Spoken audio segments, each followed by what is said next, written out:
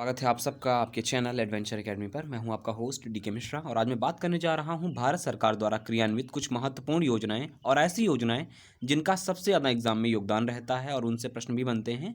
तो सारी योजनाओं के ऊपर हम बिंदुवार भी अध्ययन करेंगे कि क्या क्या आपको पढ़ना चाहिए योजनाओं से बारे में। तो चलिए शुरू करते हैं बिना समय गंवाए। पहली योजना हमारी है प्रधानमंत्री जनधन योजना। एक ऐसी योजना जिससे कि प्रत्येक घरों में खाते खुले आसान हो गए, रास आसान हो गई। तो ये जो योजना है प्रधानमंत्री जनधन योजना, यह 28 अगस्त 2014 को शुरू होती है। कुछ योजना के बारे में आप समझ लीजिएगा। एक ऐसी योजना जो कि जीरो बैलेंस बैंक अकाउंट के आधारित थी, ठीक है, और साथ में रुपए का डेबिट कार्ड भी मिल रहा था। उसके अलावा रुपए, मैं इसलिए बोल रहा हूँ आपको, रुपए देखिए ध्यान रखिएगा, चाहे वो मास्टर कार्ड हो या फिर अन्य फैकल्टीज अवेलेबल हों, ये सारी क्या है, ये विदेशी कंपनी है, लेकिन रुपए क्या है, पूर्ण रूप से भारतीय डेबिट कार्ड है।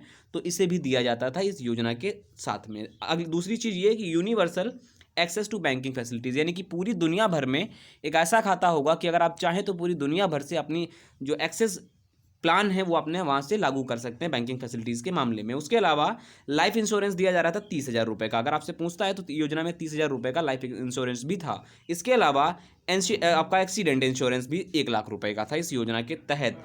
दूसरी चीज़, नेशनल लेवल का एक टोल फ्री नंबर जारी किया गया कि अगर इससे जुड़ी हुई जानकारी आपको चाहिए तो इन नंबर से आप जानकारी योजना की ले सकते हैं। तो आपको सबसे इंपॉर्टेंट याद रखना कि प्रधानमंत्री जनधन योजना कब प्रारंभ हुई और क्या क्या फैसिलिटीज़ इसके अंतर्गत अवेलेबल हैं। तो ये तो बात हो गई प्रधानमंत्री जनधन योजना की बात। दूसरी बात स्वच्छ भारत मिशन की। तो स्वच्छ भारत मिशन जो 2 अक्टूबर 2014 को स्टार्ट होता है, 2 अक्टूबर 2014 को स्टार्ट होता है और 2 अक्टूबर 2019 को जो हमारे महात्मा गांधी की 150वीं जयंती पर माना गया कि हम भारत को पूरी तरीके से क्लीन बना लेंगे, यानी स्वच्छ बना लेंगे। लेकिन ये बहुत बड़ा चैलेंज था, तो इसको 2.0 को भी लॉन्च कर दिया गया दोबारा स्वच्छ भारत मिशन को।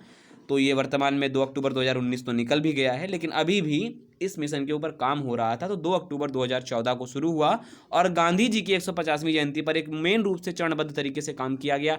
और अगर आप देखेंगे समाज में वर्तमान में, तो थोड़ा सा हम सीखते हैं स्वच्छ भारत मिशन से, और गंदगी फैलाने से जो यूथ है या अन्य वर्ग भी है थोड़ा सा बचता है। तो कहीं ना कहीं स्वच्छ भारत मिशन सफल रहा, और सफल करने का सबसे बड़ा योगदान होता है हम सबका। अगर हम ही सब गंदगी ना फैलाएंगे तो जाहिर सी बात है स्वच्छ भारत हमारा वैसे भी रहेगा, ठीक है। तो स्वच्छ भारत 2 अक्टूबर 2014 को क्रियान्वित की गई एक योजना थी, ठीक है। अगली योजना की चलते हैं मिशन इंद्रधनुष। मिशन इंद्रधनुष बच्चों की स्वास्थ्य संबंधित जुड़ा हुआ एक प्लान था।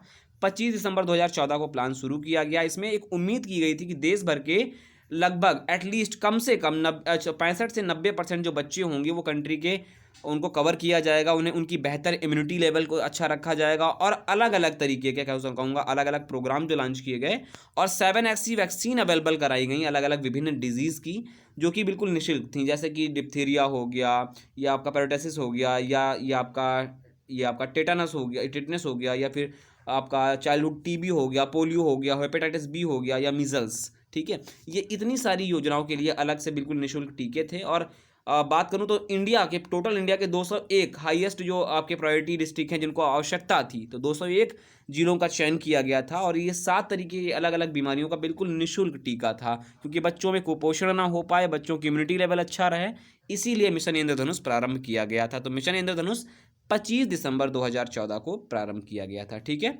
Don't forget vaccination, your baby must get, एक तरीके का ये स्लोगन बनाया गया था उस समय। खैर, आपको इतनी बात याद रखना है। चलिए आगे देखते हैं। बेटी बचाओ बेटी पढ़ाओ जैसे स्कीम को ये बहुत ही सफल दिखाई दी, चूँकि हरियाणा जैसा राज्य जो कि सबसे नीचे स्तर पर था, उसने भी अपना सुधार किया बेटी बचाओ बेटी पढ़ाओ योजना के तहत। तो 22 जनवरी 2015 को ये हरियाणा से ही प्रारंभ की गई थी, क्योंकि वर्तमान में अगर मैं बात करूँ तो हरियाणा में ही लिंगानुपात सबसे नीचे है, ठीक है। कुछ ऑब्जेक्ट्स हैं, ज़रा देख लेते हैं क्या क्या हैं। जैसे कि इसमें करना क्या है, जैसे कि जेंडर, एक तो जेंडर जो आपका बेस्ड सेक्स रिलेट जो आपका रेशियो है उसको वृद्धि करना है कहीं ना कहीं, और प्रोटेक्शन भी बहुत ज़रूरी है कि गर्ल चाइल्ड है उसको प्रोटेक्शन जरूर दी जाए, क्योंकि उसे प्रोटेक्शन जब नहीं देंगे तो जाहिर सी बात है रेशियो गड़बड़ा जाएगा। उसके अलावा एजुकेशन लेवल में भी सुधार किया जाए। तो ये कुछ बेसिक पॉइंट थे बेटी बचाओ बेटी पढ़ाओ योजना के तहत। तो बेटी बचाओ बेटी पढ़ाओ 22 जनवरी 2015 को स्टार्ट हुई थी, ठीक है। आगे देखते हैं अटल पेंशन योजना। अटल पेंशन जो योजना थी वो 9 मई 2015 को शुरू की गई थी। तो कुछ प्लान है इसके बारे में या कुछ पॉइंट्स हैं, देख लेते हैं। 18 से 40 वर्ष तक का भारतीय व्यक्ति भाग ले सकता है इसके तहत। 60 वर्ष की उम्र के बाद पेंशन मिलेगी। 1,000, 2,000, 3,000, 4,000 एवं 5,000 रुपये तक की पेंशन प्रतिमाह मिलेगी, जिसका चुनाव करना होगा अकॉर्डिंग टू स्कीम के हिसाब से चयन करना पड़ेगा। कम से कम 40 वर्षों तक इसका प्रीमियम भरना पड़ेगा। पहले इसका प्रीमियम नहीं रखा गया था, लेकिन बाद में इसका हो गया। अगर पेंशनर मृत्यु हो जाए तो स्पाउट यानी डिफॉल्ट जो नॉमिनी होगा जिसको चुना जाएगा, पेंशन अथवा कॉर्पस अमाउंट मिलेगा, जिसका चुनाव वे खुद करते हैं। अब हम बैंक अकाउंट में खाता जब खुलाने जाते हैं तो नॉमिनी का एक बाकायदा ऑप्शन आता है, जिसे आप टिक करके जाते हैं, ठीक है।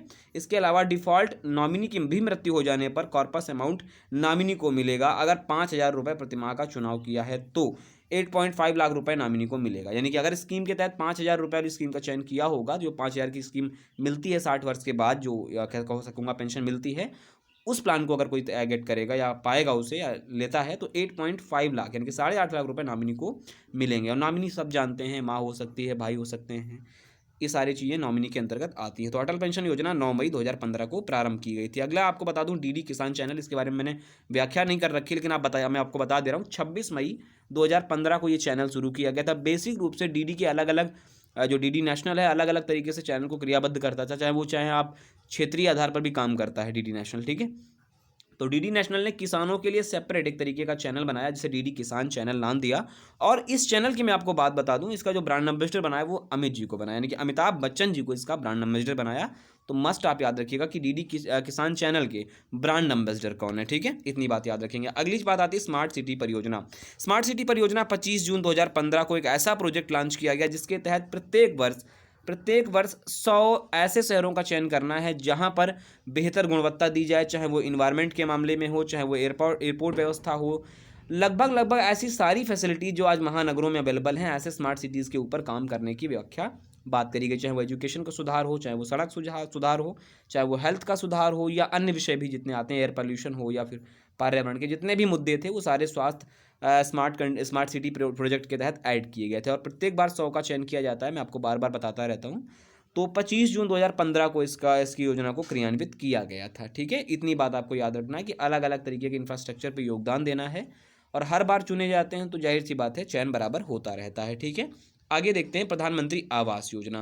देखिए, प्रधानमंत्री आवास योजना का जो प्रोजेक्ट है, एक कहीं ना कहीं प्रधानमंत्री का एक सपना था कि प्रत्येक भारतीय का अपना एक घर हो, ठीक है। अगर कांग्रेस की शासन की मैं बात करूं तो इंदिरा आवास आवंटित किए जाते थे उस समय, ठीक है। तो प्रधानमंत्री जो आवास योजना वो 25 जून 2015 को शुरू की गई थी। एक प्रोजेक्ट का जो बेस था 2022 तक की, लेकिन 2022 तक की प्रत्येक व्यक्ति को घर मुहैया हो सके, यानी कि सबका अपना घर हो, ये सपना था। 2022 तक की इसके लिए एक नींव रखी गई थी।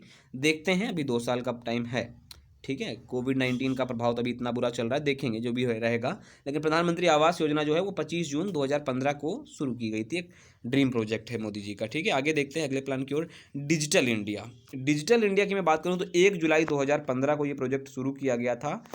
कहूँगा डिजिटल पूर्ण रूप से भारत को जिस तरीके से डिजिटल बनाने का काम चल रहा है, बहुत बड़े लेवल पे बात चल रहा है। अभी मैंने आपको 1-2 दिन पहले करंट अफेयर में बताया था कि NHAI यानी कि national highway authority of India एक तरीके का पूरी तरीके से एक ऐसा कह सकूँगा कि ऑलरेडी काम करने वाला एक ऐसा फील्ड बन गया जो कि पूरी तरीके से अपनी पूरी प्रक्रिया ऑनलाइन करता है, ऑनलाइन हो गया। तो एक भारत को अगर जितना हम डिजिटल कर लेंगे उतना भ्रष्टाचार कहीं ना कहीं कम होगा, ज़्यादा बेहतर सुधार हो पाएंगे देश में। तो डिजिटल इंडिया 1 जुलाई 2015 को प्रोजेक्ट शुरू किया गया था। ये बात आपको याद रखना है इंडिया को डिजिटल बनाने के मामले में, ठीक है। आप सब मेरे से एक प्रश्न आपको मैं यहाँ से छोड़े जा रहा हूँ कि डिजिटल इंडिया का ब्रांड एम्बेसडर कौन है। This is a very important question, मैं आपको इसके लिए छोड़े जा रहा हूँ, आप मुझे नीचे कमेंट बॉक्स में बताइएगा, ठीक है। चलिए खैर आगे चलता हूँ। Stand up India. Stand up India का मतलब ये था कि जितने भी इंटरप्रेन्योर हैं उनको अच्छे से काम दिया जाए, तो जाहिर सी बात है जब स्टैंड करेंगे इंटरप्रेन्योर, या कहूँगा कि उद्योग, छोटे छोटे उद्योग हैं, उन पर काम करने का काम सहूलियत दी जाएगी, तो जाहिर सी बात है कहीं ना कहीं इंडिया ग्रो करेगा, इंडिया स्टैंड लेगा।